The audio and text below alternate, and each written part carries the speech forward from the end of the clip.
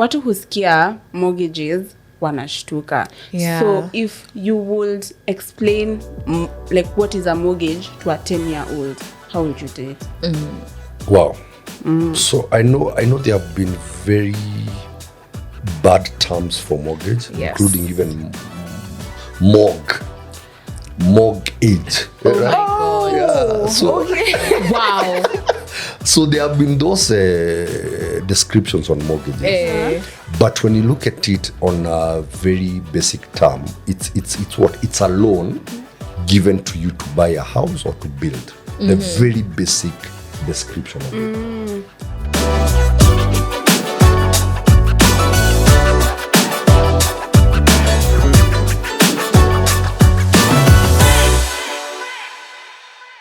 Hi everyone, my name is Edna. And I'm Mercy. And this is The Real Conversation. Your trusted guide in everything real estate here in Kenya. And as usual, as we begin, we'd like to say thank you to our sponsors of the day, Centum Real Estate. Yes, they are the biggest developer in East and Central Africa, and we just want to give them a massive shout out and thank you for the opportunity and the platform. Yeah. And today, as we begin, we have been talking about bringing a guest. And Edna, do you wish to do the introduction? Kila time tunasemanga we're going to bring a guest to talk about this, to talk about that. But today we have a special guest. We'll let him introduce himself, but he's fantastic. You'll see how fantastic he is. Yes. Mtataka kumsikiza. Si lazima tuseme. So hi Isaac. Hi Edna, how are you? I'm good. So introduce yourself. Tell the people. Wow. Now it's your time to shine. The man of the hour. Yes. All right. Isaac Ngunjiri is my name. And I am married and father of 2. Ooh. What else? What I do 8 to 5. I help people own homes by either building or buying ready houses, and also out of it doing commercial projects, Okay. like blocks of apartment, hospitals and all that. So basically I'm in the real estate industry, but now from the financing aspect of it. And you're 5'2"? You're 5 to 9. 9. Oh, 5 to 9. I do a lot of things on the side. I MC. Hey, So- no wonder. That's one Mnasikia, of them. guys. The voice. But this is my first time on a podcast. Oh, and really? thank you guys for the opportunity. Karibu. Yes, I'm You're happy. welcome. I'm happy. And not only does Isaac know mortgages in and out, we've had a rumor that he makes the best coffee. Ebu, just tell us, is it true? Ama ni mayai tu unajua kupika, Isaac. Tell us the truth today. Alongside mayai iko na pilipili. Yes. Yes, it goes a black coffee, very hot. Yes, so tuna brew hapo kidogo na kale kama mashini ka wazungu. But mayai lazima ikuwe na pilipili. Yes. Kuna watu hawa relate lakini, but mi na relate Edna. Wewe una relate Pilipili tu kidogo. kuna watu hawa relate story ya pilipili. Lakini sasa in this podcast, Yeah. kila time we like asking each other how your week has been. I'm going to ask Mercy first. Yeah. How has your week been? Unajua tujatoka the same place. Oh my God, my week has been amazing. But tumetoka the same place sahi. Kuna kitu imetufanikia. Isaac, umeishi kwa na karao. Unatetemeka tu. Yeah, so we came in the same Uber. Sasa our driver took the wrong turn. Hapo Kilimani. Na Mercy akamuuliza immediately, have you done the right thing? Akasema no. But hatutasimamishwa kidogo mbele. no sooner than Tunaona mtu nyuma anakimbia. alikimbia akaona hata tufikia akapanda Bike, nduthi. yes. Akatufuata akaenda hapo mbele akatusimamisha. I thought you were going to be late, by the way. Alisema tu tunaenda Kilimani police station. Yeah. Leo tungekuwa mamemba.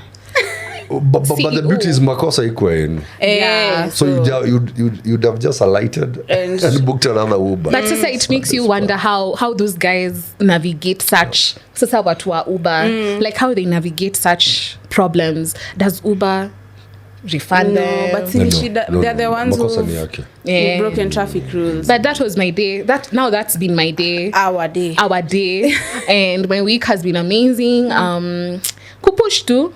Kuna kitu. I don't think kuna kitu imefanyika major apart from watu kuniambia walienda Burna Boy. We didn't go. But people are telling me it was amazing. The security, like Kenyan event organizers. I don't know who organized it, but I heard he came with his own everything. Alikuja na everything, the sound systems and everything, and it was just beautiful. It started on time. Ati walitoka uko by midnight. Like, oof. African timers. But yes, that was African. The only African giants. So you wanted to walk in at 1 a.m. Hey, we are here. But hiyo ndio tumezoea. Hiyo ndio tumezoea. Mom siendangi out. Mom anaendanga Byron. Mom Edna anaendanga out. Na ni mimi nampeleka. But anyway, that was my week. My week has been good. Speaking of mom and dad, I was with them the whole weekend, the whole family. It was great. I think for me, to rest in Amanisha to just seeing them. Yeah, that's amazing. Isaac. Well, it was so far so good. So do I start my week on Sunday or Monday? Your day. Give us a real rundown. Sunday, good time hanging out with friends and family. Monday tukaingia kazi kama kawaida.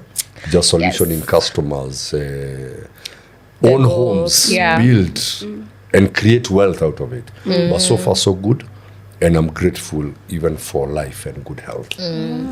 So for maybe people when hawajui why Isaac is here from our last episode, and if you have not watched it, hapa chini, tafadhali, just go to the channel, you will see it, go and watch it. It's a step-by-step guide if you're planning to buy your first home in Kenya. And during that session, we're talking about financing, and one of the options we gave was mortgage financing. And so I think that's the main reason why we're having this conversation today. And Edna, I wanted to ask Isaac a very interesting question. Yes. If you were to own a home anywhere in the world, money not a factor, like all the money in the world, unge own a home where? In the world? In the world. Hatukulimit. I would want an island in Seychelles. What? An island. Wow. I was shocked. Cristiano Ronaldo, during his manager's wedding, he gifted him an island. Stop. Yes. Edna. Manager. See what other people are doing for their friends. So you just walking to your island surrounded by water. It's good. Wow. It's I would good. like islands was in a. How do they bring electricity? Like, do they generate their own? Is it solar? Like, how amenities zenye tumezoea Nairobi? How do they? Ama wako karibu na. How does it work? You see the beauty of technology, Mercies. Vitu kama eleke, solar, you are good to go.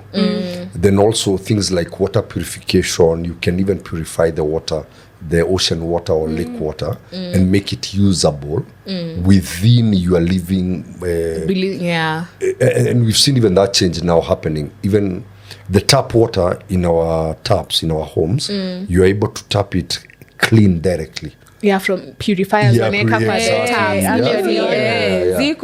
think it's very easy to do these things nowadays. That I could change these taps that you need to drink water directly. Yes, you can do it yourself. Easily, you buy it yourself. You do it yourself. Kwanza ya ocean water. By the way, our sponsors wako na inaitwaje? Desalination in Zipingo, and they produce like 3 million liters of fresh water. Hadi part of the CSR activities is to give it to the community in Kilifi. And wow, that's just so it's easy. It's easy. It's easy. And things are even becoming easier with time. That even developments have recycling plant. So when you go to your island, ukienda kwa island yako, unafaa kuwa na umetenga bilioni kidogo. Pesa si issue. Pesa si issue. When I asked that question, I told him he is Elon Musk. Yes. Uko na hiyo pesa. So they said it's done. Yes. That's amazing. But now, Yeah. going into today's topic, mortgages. Watu husikia mortgages wanashtuka. Yeah. So if you would explain like what is a mortgage to a 10-year-old, how would you do it? Wow. So I know there have been very bad terms for mortgage, Yes. including even mortgage. Oh my God. Yeah. So Wow. so there have been those descriptions on mortgages.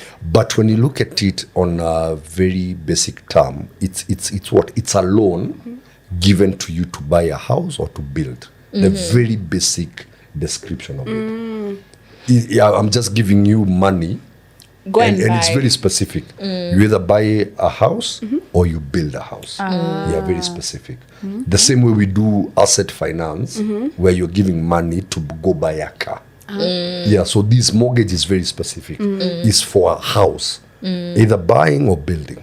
And then are there different types of like mortgages in the market? Like I heard of fixed variables. Sharia Can you like compliant. Yeah. types of mortgages? Could you like just explain to the listeners, to people who are watching?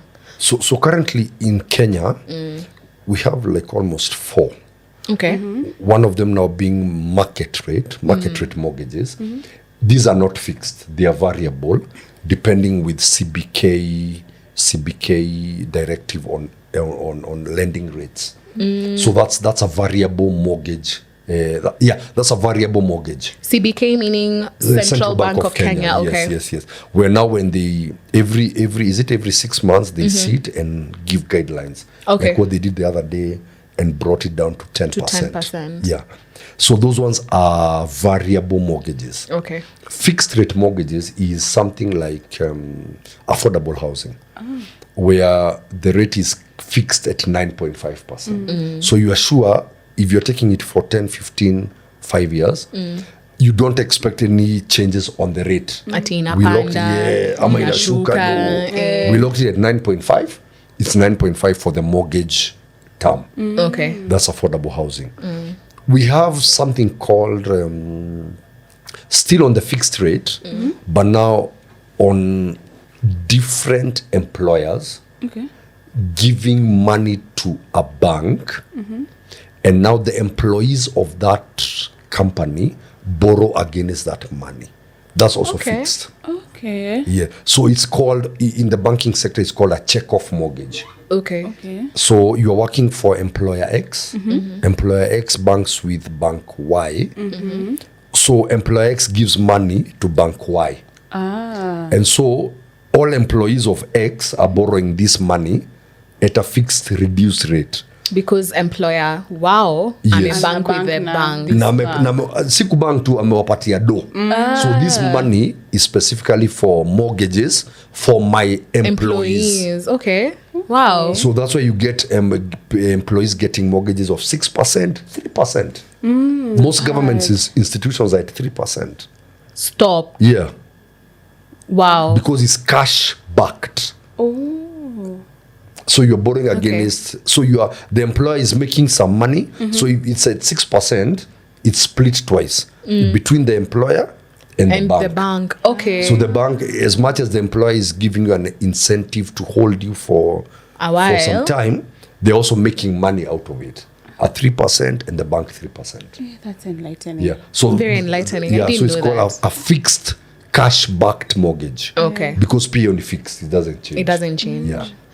And sasa nikitoka hiyo kampuni. The market rate. Wow.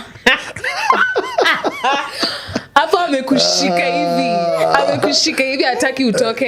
Employee retention. I is a want to good retain you for thing. it's a Mimi very good thing. nitaka. Very good thing. Very good thing.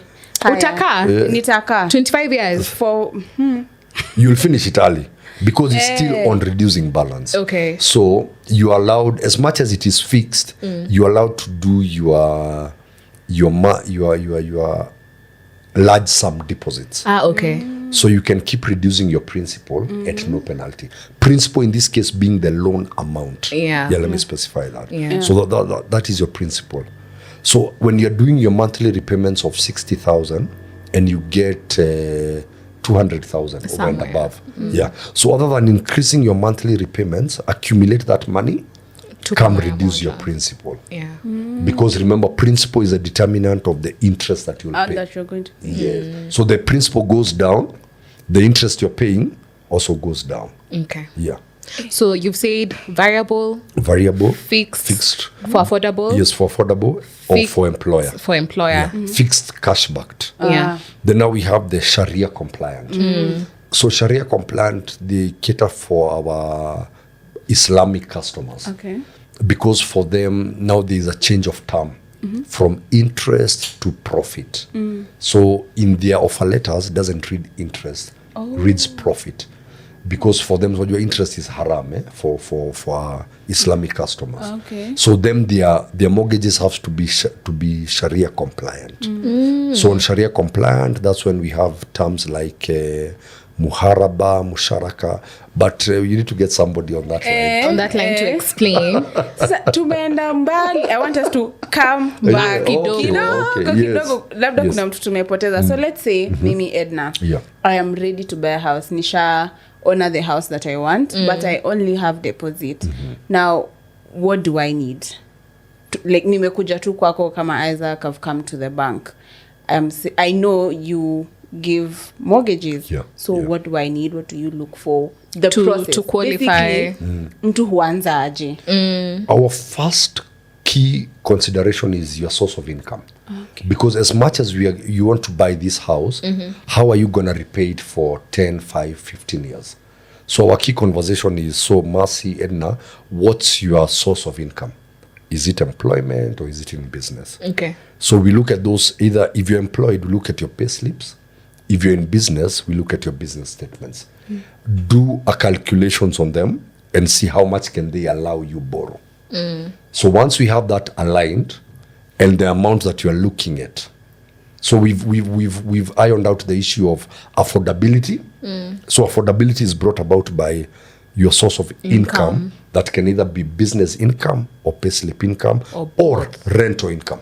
There are also those who have rental income. Okay. So either of those three sources. So once that is aligned, now we discuss. So we are looking at this much for this long. For now, the tenure comes in. Is it 5, 10, 15, 20 years, 25 years? So you do not independently, like, you do not look at payslip, business, rental, pekake. If I have all of them, Yes. can I bring all my All of sources of them. income All of them. to you for you to Yes, consider? Yes, including spousal income. Eh? Yes, spousal income. We can enjoy spousal income.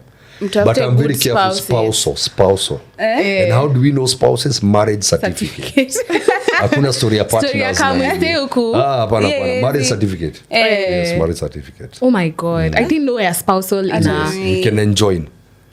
Okay. There's something I wanted to ask Imeni. After SMS spousal income. Out the door. I think, okay, tumeongelele hizi income and all that. Kuna minimum. Like a minimum amount someone should Should pay. Because there's a theory we had.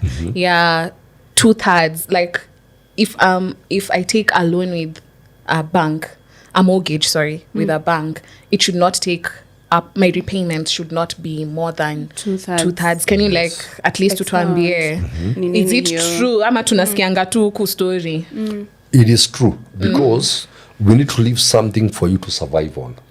That's why from either your business income or your payslip income, we take a percentage.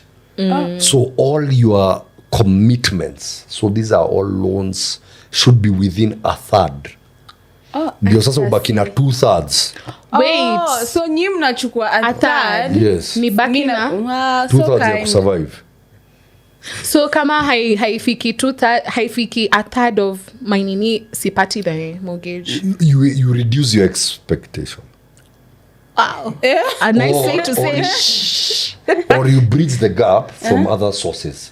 Okay. Yeah. So you can be looking for a house of 10 million. Okay. Your payslip allows you 6 million.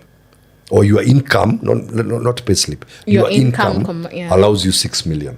Now, know how you'll bridge this gap if you still want to maintain the 10 million. Yes. Okay. So you need personal initiative. Yes, to, or spouse, so you can enjoy. Hey, we insist. Unajua anaongelea watu hapa wenye wako single. Unajua the first thing I'll say he's married. Yeah. So alipeana shout out to the wife immediately. But, guys, we are open, Edna and I, Rurashu, ziko free. Hapa Isaac atafinya di. Anyway, tuendelee tu. Okay. So umekuja ukaangalia my income. Yes. So after now we are agreeable on income and the tenure. We now proceed to the next stage, which is valuation. So we have to value this property to make sure that the construction materials are up to standard. Okay. If it's a ready house. And number two, there are a few things that the valuers looked out for. Is it on the Ndongo land report? Is it on a road reserve? Is it on a waterway? Or is there an ongoing case again attached to that property? Normally, who does the valuations? Is it do I go and look for my valuer, or does the bank appoint a valuer for me? Yes. The bank does? Yes. We have a panel of valuers that have already been pre-approved by the bank. So we give you the panel you choose and negotiate fees. They have to be within the bank's panel so as not to mislead the bank. And that's why in case of paying deposits, Edna, as you've asked before, before you pay a deposit, we recommend let the valuer do the valuation first. Yes, for even to have that comfort that whatever I'm getting into has been certified as good. Yeah.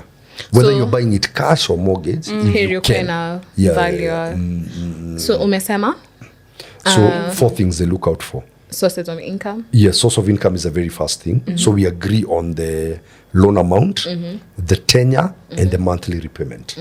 So once that is locked, we now move to valuation. And the valuer does 4 things.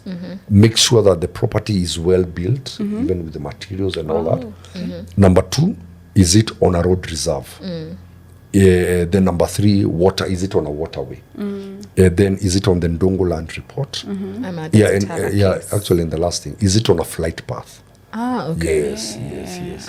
For estates within the airport and all that. That has to be confirmed. So after the valuation is done, yes, what do we do next? So after valuation is done, we now proceed to the lawyers. Okay. So the advocates also do another second layer of checkup and making sure everything is okay. Then now, when you're buying a ready house, they transfer the property to your name. Okay. And at that point is where you pay something we call stamp duty, which is payable to the government. So the property is moved to your name at that point. Then we add a charge in favor of ABSA or in favor of the bank. Okay. So you co-own that property between Mercy Edna and the financing institution. Your charge sasa, your charge. So the lawyer ni, also I want to ask, the lawyer ni wangu ama pia ni wako? Ni wa panel. The panel ya bank? Yeah, the bank. Okay. Yes. Na pia charges ni mimi nalipa according to how we negotiate. Yes. Okay. Yes. So you're given the panel, you choose and discuss fees with them.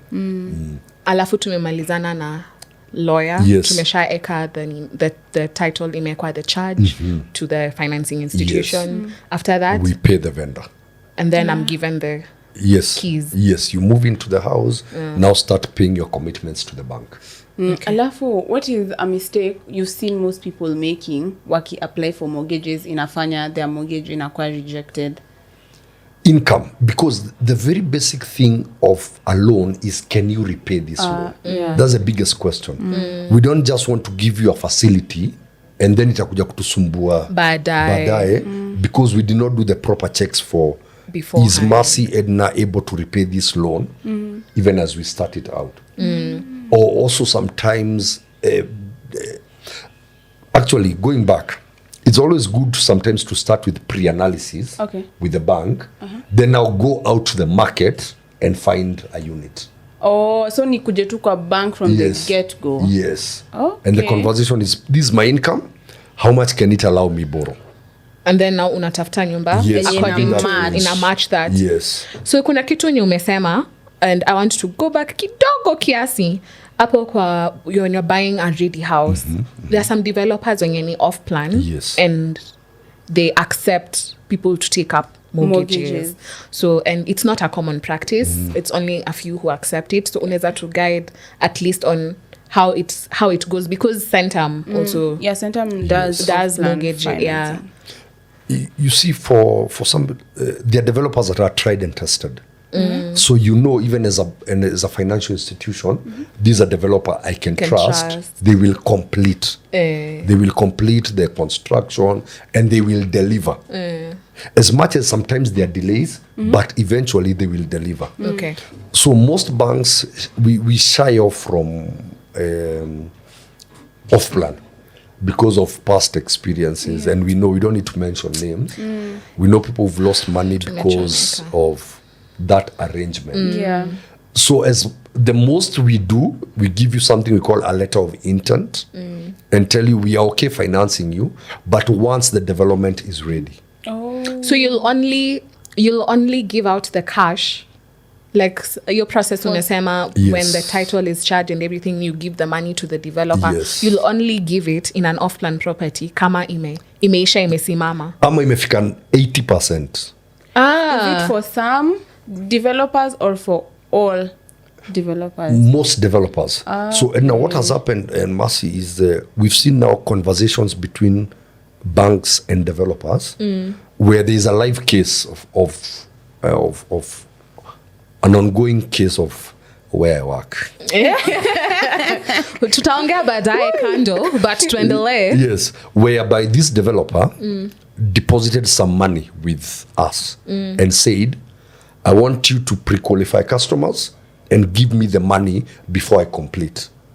But in case I don't complete, you have a backup of the money I've given you. Tricks? Yes. So it's as if Mercy is a developer and she's sure she can complete these houses. Gives me Isaac the banker like 1 million shillings. So tells me, Isaac, fix that money. And Edna, I give Edna a mortgage before the houses are complete. Because and I give that money, I send it to Mercy. So in case Mercy does not complete, I have a backup also to refund you the much that you've paid. Okay. Sijai scary, The complex, but you tailor make. Yeah. Because as we are ready to partner with developers to help them deliver these units to the market and also finance the end users. Now the mortgage, sasa ile Edna anachukua mortgage anunue. Alafu sasa hii process yote, how long does it take? Give or take 90 days. 3 months. This is after you've identified a unit. Yes. It will take me like 3 months kumaliza hii process ya mortgage. Yes, from start to finish. Okay. Most 90 days. Kuna zingine zimekuwa longer than that, especially in the Nairobi County. And it's because titles are now moving from a registration we call IR to something we call Nairobi block. Yeah, so all the titles in Nairobi, eventually it will roll out to the whole country. But it's done. It's starting in Nairobi, yes. So every title is moving from IR or LR to Nairobi block. So all titles in Nairobi will read one name, Nairobi block, now maybe 24, Nairobi block, 25, all that, yeah. So there's something you've said, the biggest thing you look at is source of income. Yes. Hiyo nayo hakuna nini. So other, like, apart from sources of income, what can someone do not to delay this process? Like, because some people might face longer delays. Mtu maybe hakuwa amesort their source of income. Is there anything else they like should keep in check apart from source of income? Wow. Source of income being the very major thing. Because we are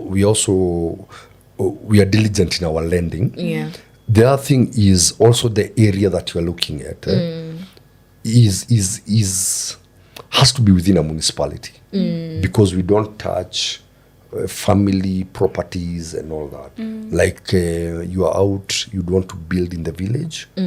We don't finance such because of family wrangles, siblings fight, succession and all that. So we try look into commercial titles that have already been converted from agricultural to for commercial purposes. That's really insightful.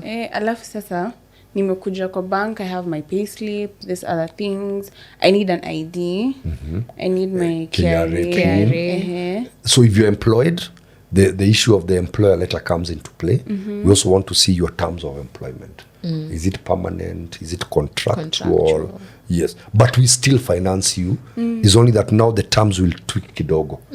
Yes. So, kama ya contract kwanza hapo. Nataka kujua ya contract. So if you're employed and you retire at 60, you are 35 or you are 34, you can enjoy the whole 25 years for the mortgage term. If you're on contract, and this mostly applies to NGO staff, United Nations and all that, we cap the tenure to 10 years. Okay. Because of the cycle of funding for your employer. So 10 years we know you'll have done something in that's the only difference. The tenure is only what is reduced if you're on contract. We've also seen professionals, auditors, lawyers, doctors. We also now tailor make a product for them. People like doctors and professors, some of them practice till the age of 70. Yeah. So we are able to stretch tenure a bit longer. So that's mostly for people who are. What if niko na contract? Yes. And kwa hiyo contract I'm earning, let's say kama commission somewhere. Like how do you, because most of the people out here, most of people are sales agents. Yes. Most people wanapatanga commissions from here and there. Utaongeza na iwe ina fluctuate from time to time. So how do you judge? And also how do you judge, ndio tuende mara moja? How do you judge mtu wa biashara? Mtu mwenye leo ni 1 million, kesho ni 100k hivyo. So let me start with commission-based earners. So we look at your 6 months pay slips or income base. So you earn from this company, this company, this company. Give us 6 months statements, not bank statements, income statements. Because even before you're paid, you either raise an invoice or you are given a pay slip or something like that. So we look at 6 months income statement. There's a way we do calculation on that. So we get a figure and we know out of these 6 months, the lowest you've done is 200,000. So we never expect you to go below the 200,000 or maybe the 100 or the 50,000. Then we work with that figure. The same with business. So business, we look at 1 year bank statements and the industry that you are in. How has that cycle been performing in the industry? So it's a very long process in a analysis is quite hectic. Yeah. It's hectic. And then there's a question you guys asked, I didn't address it. What is the least minimum income you need? We've seen under affordable housing, the 9.5 fixed rate, 50,000 net. You're able to unlock around 3.5 million. Wow. Yes. But I smile. New homeowner in town. 3.5. So tuseme in Nairobi. Unaweza pata studio. Unaweza pata studio ama ka 1 bedroom. Within Nairobi, with environments in Nairobi, places like Athi River, Kitengela, you'll get a 2-bed at that price. Actually, yeah. But hiyo ni off plan, si ndio? No. You ain't ready. Ikiwa imejaa, ikiwa imemalizwa. Nadhani ni off plan. Me. Places like I don't want to mention, but yes. Utasema tu places like area. Can I say? So places like the Kitengela intersection. Hizo nyumba mingi zimejengwa hapo. You're getting at 3.8. A 2-bed. Places like Pombele kidogo Athi River. You're getting with the same price 3.6 and all that. Wow, so it's even actually si hata vipingo you can still. A 1 bed you can. Hata 1 bed sijuzi tuliona ni 3.3. Hata places kama Kitengela, a place called Yukos. There are developers that are coming up with 2 beds at 3.3. as much as the space will be small, but there's something. There's something there. Places kama Rongai. I know. Kuna watu hapa wamefurahia sana tuwao ni Rongai. But I think the farther you go, the farther you go from the center, the more affordable. But Mercy, the question comes in, when you're living from your place, is there anywhere far? When you're coming from your own house? Like ukitoka kwako kama ni kwako ni mbali kweli. Gosh. Ni sawa, nimekubali. Thank you. Nunua nyumba kesho. Nunua nyumba kesho. Anyway, so umesema 50. Yes, 50K. A net of 50 and no other loan. Yes, a net of 50,000, no other loan. Wait, so let's say I'm earning like 200. Yes. I could have another loan. I could be servicing another loan. Yes. Okay. Your income can allow you. We've seen customers even servicing 5 loans with the same income. Yeah. Nairobi, what But people need to survive though. Yeah. Your income is allowing you that. Alafu sasa history ya tumesema ninakuja na certificate ya KRA, nimekuja na my payslips, nimekuja na all those things. Tumeongelelea debt. Ebu niambie kuhusu CRB. Yes, a very key component you need to look out for.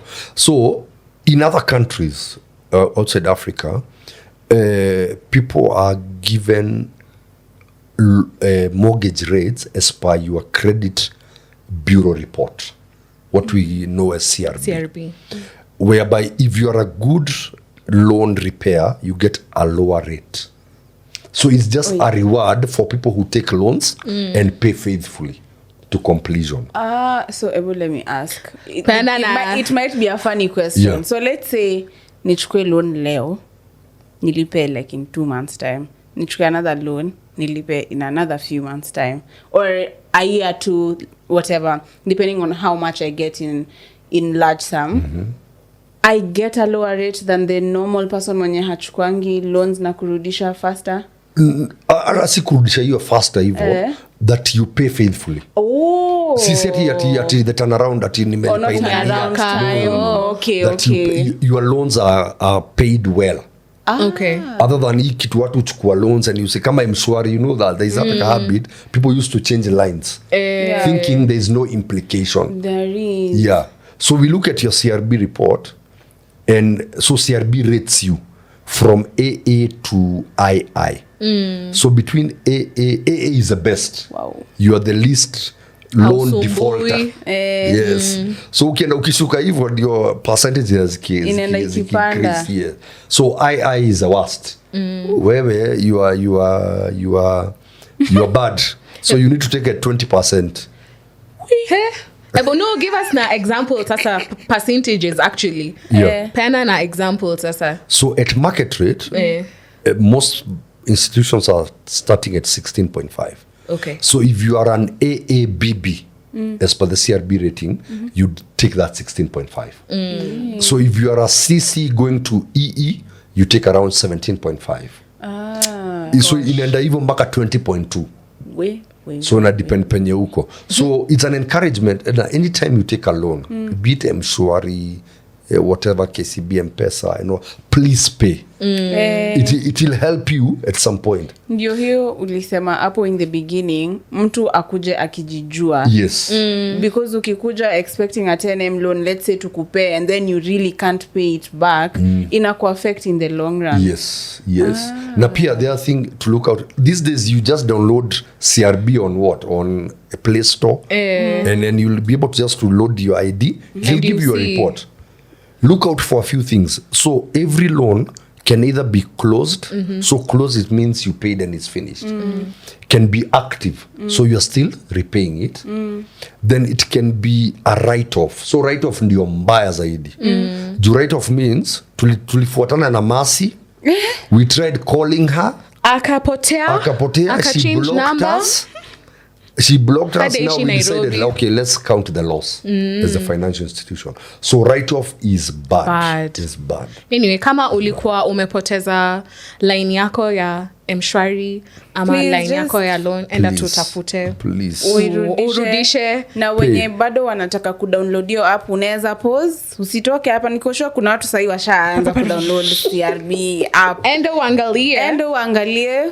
Test yourself uone penye uko, alafu now an icebreaker. Ni nini umesikia the craziest thing you have had ukifanya tu career? Yeah, in your career in terms of giving home loans or anything.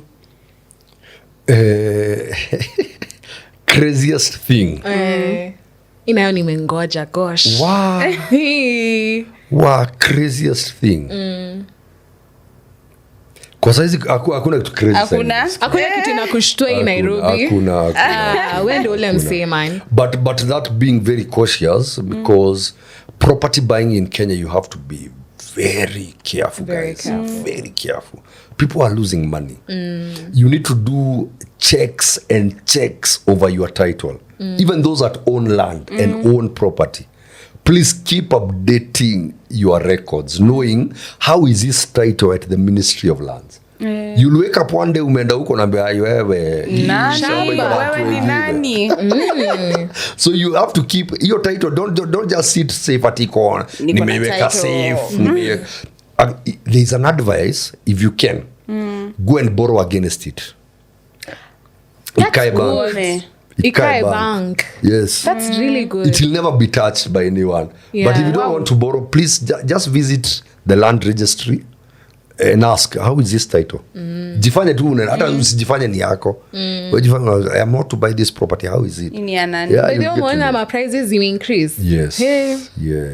If you're not aware, prices have increased. Yeah. Land search saini from 500 shillings. Yes. So just go and update yourself Yeah. with the things that are happening. Shamba ni yako. In the long run, it saves you. It saves you those headaches na hiyo machozi. And also, even as you're buying land, please do proper due diligence. Go an extra mile. An extra mile, an extra cost, but it will save you that 600,000, 700,000, 1 million, 2 million. Yeah. It will save Tulisema you. hivyo last time kwa episode, and now you see this is a guest. I may emphasize on the same thing. Please do your due diligence. Lipa hiyo 15,000. Lipa huyo value. Yes, wacha aende. Ukiona ni kazi mingi, pay someone else to do it for you. Or even, I didn't say this. Say it. That's what you're to the here camera. for. Kuja ujifanye unaanza process kwa bank. Masiri, anawaizia siri. Kuja. After nini imefanyika, due diligence imefanyika, useme, I'm okay now. Thank you so much. Yes. God bless you. Or get to a bank and ask somebody, can you connect me to one of the valuers in your panel? Yeah. Na uzuri ni mimi namlipa. Yes. Umeongelelea valuers, lawyers. Umeongelelea, and the last episode we said something that we don't like. People saying hidden costs. Oh yeah. We don't like people saying the word hidden, because now when you're doing these processes, all these processes are out there for you. So it's like additional costs. So what are some of the additional costs? Come on, now you've said the valuer. Yeah. You've said the lawyer. Sasa, what are those additional costs? Na sikuja zikuangi hidden. On every offer letter, like where I work, it's on page 8. Napenda vile anatuvalidate kama ukusikiza. Hii ni kama extra notes. Deja vu. Unaiona? Because it was made a law that we have to declare all the cost on that, on the process you're getting into. And you sign against it. So the offer letters that we give, they even have a place for your lawyer to stamp. That I advised my client on what they are getting into. So the lawyer signs against your signature and they stamp with their commissioner of oath stamp. It's so that uko mbeleni usikuje kusema mimi sikuambiwa. It's a transparent process. So there is a lawyer's fees, there is a valuer's fees. If you are buying a ready house, there is a stamp duty, which is at most counties right now is 4% of the value. Then there is a bank fees. Lazima mtu kama hizo alipwe. So there is those bank fees. So So these are the first 4 costs, and they are one-off. They never recur again. So they are one-off and paid in different stages. Then we have 2 costs that recur every year. 2 insurances. One is called the mortgage protection cover. This covers the borrower against death, disability. If anything of those happens, the mortgage pays off. The insurance pays off. Mortgage protection cover. Yeah, MPC, mortgage protection cover. In case of death or disability, the insurance pays off. In case of retrenchment, and it's not being fired, retrenchment or loss of income, like what happened during COVID and all that. In case of these 2, and that's why as you're taking a mortgage, please insist on the insurance that has a retrenchment cover. Because there are 2 types, one without retrenchment and one with retrenchment. Please take the one with retrenchment. It has a higher component, but it covers you against retrenchment. So Nikki futwa kazi, Yes. out of the blue, like Hiyo ni kufutwa kazi. retrenchment ni nimefutwa na the employer, it's si ati nimekuwa fired out of my own Yes. Wamefika police wakasema now we have to let declare go. redundance and all that. Yeah. So the insurance will pay my mortgage For 9 months. I was about to say Utakuwa ushajipanga. Wasikia death or disability pays off completely. But retrenchment, loss of income, it covers you up to 9 months to rearrange your finances. That's good. how does that look like for a business owner? The same. You also take an insurance that covers you in case of loss of income. So for business owner, it's loss of income. Like what happened during COVID, some businesses shut off. Shut down. Yes. So it's loss. That's why I've said retrenchment And loss of income. Okay. Yeah. So mesema insurance ni MPC that protects the borrower. Yes. And then the other one? Is a domestic package Okay. that covers the house against fire, floods, and such stuff. Okay. Do I have to take the domestic package ama like It's an just option? safe. Edna, every mortgage is accompanied by those 2 insurances. And they are paid yearly. Hiyo ni sawa. They are paid yearly. That's okay. Inani protect too in the That's long okay. run. And I know the biggest fear of people is auction. It's murky waters, but we have to discuss it. Because no one foresees that happening. Yeah. Yeah. But if the worst comes to the worst, the law of auction in 2017 was now really changed. We cannot, any financial institution cannot auction that property anything 75% lower of the current market value. Okay. So we did valuation Yamasi in 2020, which was 8 million. We are in 2025. Maybe it's appreciated to 10. 11 million. So we do a current market valuation. 75% of that is what we take it to the market for auction. Okay. Anything less than that is not applicable. And that's why the valuation, you remember we spoke about the valuers? Valuers. The valuers give you 3 values. They give you the current market value, they give you the insurable value, and they give you the foreclosure value, which is the auction value, which is 75% of current market value. So if it is Masi Edna umelipa loan yako ulichukua 6 million imebaki 2 million, your property is valued at 10 million, so 75% is 7.5. You get a buyer, we pay the bank the 2.5 million. Whatever is over and above tunakupatia. And if someone ana struggle na high interest rates, like what's like imefika ile mahali ya maisha, ana struggle kabisa, what would you like advise them? And that happened. Yeah. That happened last year. Last year we saw an influx of rates that went high. I think between January and June, we added rates 3 times. So you can imagine you are paying at 80,000. It's moved from 11 to 19. So you're paying almost another 160. So the conversation now, how we give caution to customers is, we ask the customers, you cannot pay 80. There has to be an increase. So up to how much are you willing to stretch? To add on, Then we work backwards and see what fixable interest can we fix? For you. Yeah. So rather than doing the 18, 19, we lock maybe at 16.9 and fix it at that. So the only disadvantage of that is if they go up, haitaenda juu because it's fixed.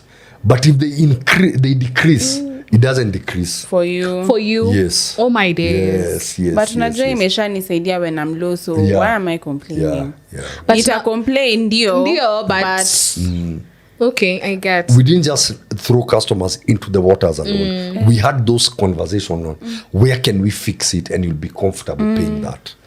So in Amanisha, you guys, you just have to talk. Yes, you are. You have to talk to your people. And you know, Mercy, it's a very emotional journey. Yeah. We are working together for 20 years. Yeah. So I also need to give you motivation.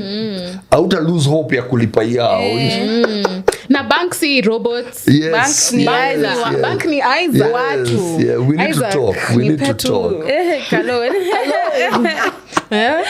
So I think one of the main points that we even tell people and advise our listeners is have a conversation, Candid like a candid conversation, because now I think after COVID, the concept of relationship managers stick, Yes. and now people are having those difficult conversations. And now kama umeshindwa kulipa mortgage, hakuna aibu. Isaac, watu kama Isaac wako, so you just go have a conversation and they will help you even lower the rate and even find a solution that like works for you. Sasa mimi niko na question, maybe to get back to what you are saying. Mtu ako na cash alafu kuna mortgages. Advantages za mortgages besides the sasa kunipea pesa yenye sikuwa nayo.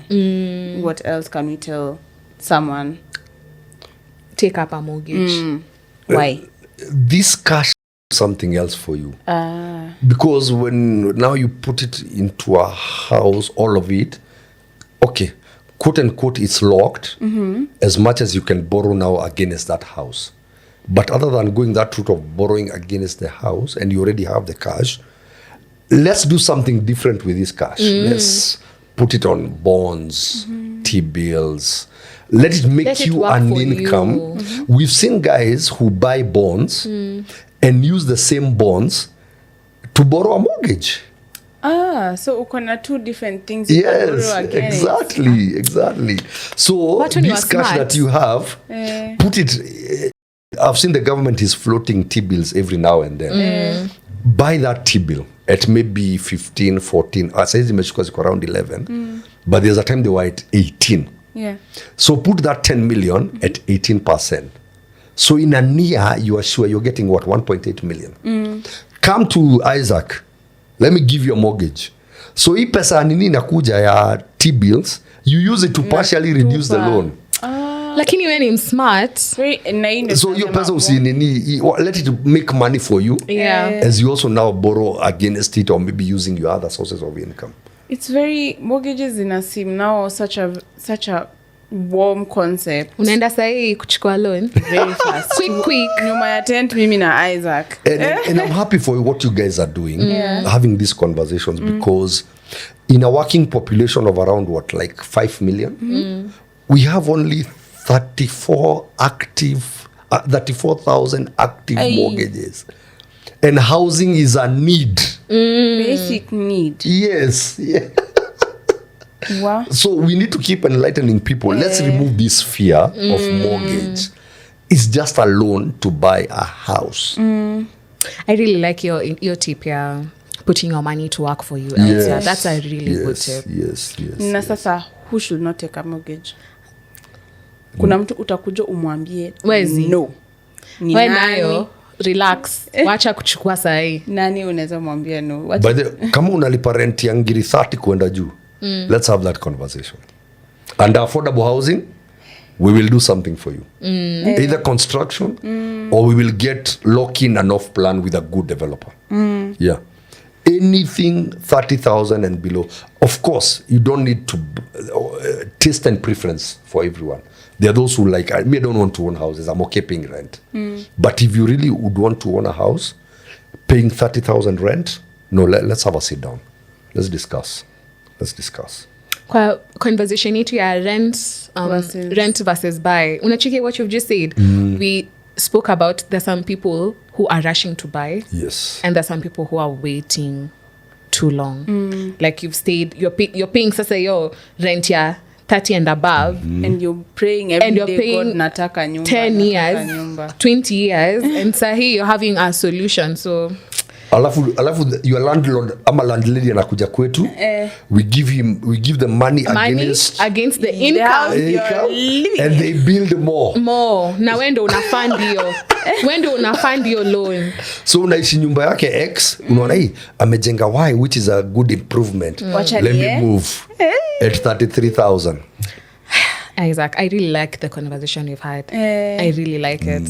And I think just to talk about maybe insider, wewe mwenye uko ndani. Yes. Insider tips. Tumeongelea about mostly income and everything, but what's like a golden tip you can give to someone who is coming for the first time? They're really scared. They've never taken a loan. Like, what's the best advice you'd give them? One is have that conversation. Just walk into your bank, or maybe walk into have a friend who works in a bank or something. Let them tell you the pros and cons of a mortgage. Have that conversation and hear out. Even YouTube search channels, real conversations. Listen, engage Edna and Mercy. This is what we like to hear. Tutafuteni. Yes, just hear out and address your fears. Because you go to a SACCO, you go to a Shylock and take a loan against your car. You take a loan against your piece of land. Some even are doing phones and laptops. So let's discuss mortgage. It's a loan. Let's sit down. Let's have that conversation. Let me tell you, what are the pros and cons? What are you looking at? These days, Mercy, you own that house. Umeshindwa kulipa, get a tenant. Yeah. Get a tenant. It's an investment. Haja ya Isaac ni unafaa kulipa on 10th of every month 50,000. After nime pre-qualify against your pay slip, job ikuje ishe, how you get the 50,000 on every 10th? Wewe ujui. I don't care. For lack of a better word. Just deposit the 50,000 in that account. 10th, mi nachukua tu 50,000 yangu. If the worst comes to the worst, let's have that conversation. Can we stretch the tenure further? Aizo, mi naeza kuwa napata 30,000. I'm comfortable doing 30 for now as I rearrange your nini. Ama nimepata tenant analipangiri 70. Let me give you a live example of where I work. During COVID, one of our customers lost work. His business went down. And he had a loan that had a balance of around 8 million. So what happened is he got a buyer for that house at 28 million. And we financed the buyer. So even before this property went to auction, he had already put it in the market himself and got a buyer himself. And we financed the buyer. So it is already yours. You can do as you want with it. Haja ndi usicompromise ati uanze kubomoa sijui nini. But if you are looking for a tenant, Airbnb, it's now yours. Easy. It's yours. Conversation, guys. Conversation. Let's talk. Usikuve peke yako. Let's talk. It's a really, and that's why I said it's a very emotional journey. Yeah. So we work with customers. We've seen customers change houses every weekend. Mnaenda out na wife ama na hazi ama na boyfriend. Mnasema, hey, hii hao ni better than the other one. So you come back to Aizo na Aizo, Mr. Kile hao nilikwambia last time. Nataka hii. You eventually, because I also want you to get something you like. Yeah. So that you have the motivation to pay. Yeah. Because imagine umechukua nyumba na haupendi. Yes. Kila mwezi tu una click. You walk out of it. Say, hapana. That's what I'm saying. It's very emotional. Yeah. It's very emotional. Then when you're buying a ready house, there are things you'll compromise on. It's not as big as I would want. The toilet is not where I want. The sitting room, the kitchen. But now when you're building, you have that leeway to put things to some extent, to a greater percentage on how you want them. Oh my God. Hata nilikuwa nimesahau team build. Tumeongelelea mortgage ready and off plan. Yes. Na watu wa building. Watu wa build. How are they catered for na mortgages? So if you already own your piece of land, so that title is what will be co-owned between you and the bank. And then you're given money as per a document we call bill of quantities. So the bill of quantities is done by a quantity surveyor who they break down the total cost of construction of that unit to the very bare, hata chuma, cement tutatumia ngapi, they go to that nitty gritty. Yes, exactly.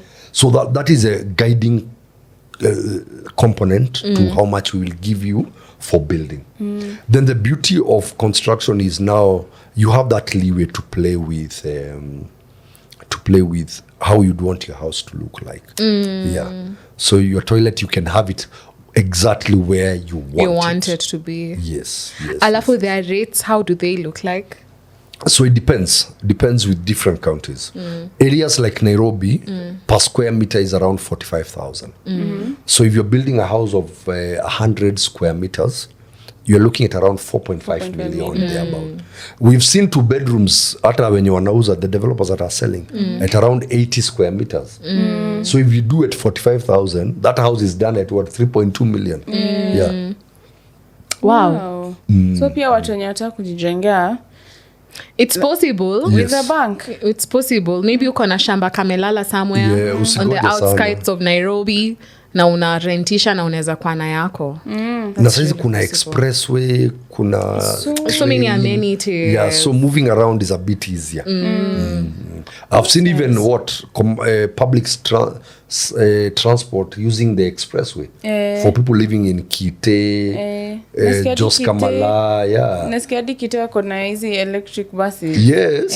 Come on. Munaongea to have beat, man. Wena kuona msana. And this is the time, population is growing, land is not increasing. Yeah. So this is a time, if you can lock in something at fixed rate, affordable housing, 9.5, please do. Enjoy that rate. Alafu there's this thing common man wanasema ati bank wanaweza increase rate at any time. That's a misconception, right? So on variable rates, you remember when we talked about the different mortgages? On the variable rates, anytime CBK dictates whether low or high, we give you a period of 30 days by writing. So we write to you, tell you effective, today is on the 5th. So effective 6th April, the rates are going up to this margin, and this will become your new monthly repayment. It is all on central bank guidance. That's why even on adverts, you always hear regulated CBK. by CBK. CBK regulatory authority. You can sue. You just don't wake up and add rates. You can take us to court. I think tunaweza enda to the wrap-up session. Fun wrap-up session. Quick fire. Unasema 2 fact ama cap. Haya, ya kwanza. You need 20 years to clear a mortgage. Fact or cap? Cap. Tumeongea leo. Cap. Go listen back. Haya, another one. Banks, okay, ameuliza. Banks can change your interest rate. Cap. Cap. Haya, if you default on a mortgage once, you can never get another one. Cap. Yeah. Expound. Expound. So you've defaulted for what? A month, a year, or what? Okay, umesema tu once. Because remember, one, this mortgage is insured. So your default, was it by loss of income? Ama tu ulisema wewe hutaki kulipa? Tuseme mwenye hataki tu kulipa, because loss of income tumeona wanaweza kuwa covered. So mtu mwenye hataki kulipa. You see now we have no option other than we try reach you. We are not able to reach you. We give you things we call orders. So if the worst comes to the worst, we go for auction. So the problem now will come to your CRB rating. Hiyo ndio shida. Itarudi chini and it will always appear forever and ever. So when you come back and now you want to borrow again, you'll be told, please go negotiate with your financier and agree on a term of payment. If you pay it, you can come and borrow again, because kutenda dhambi si kufanya dhambi, kukosea ni kurudia kosa. So you messed up round 1, but umeji redeem. Now we give you like 6 months to see how you're behaving. And now we allow you to borrow again. So cap. Yes, kabisa. yes, Cap yes, kabisa. yes. The only thing is you'll never run away from your mistake. CRB You'll wako pay it. macho. Yeah, you'll pay it. You'll pay it. And that's why every now and then we run campaigns where we tell our defaulting customers, come, we have waived the interest.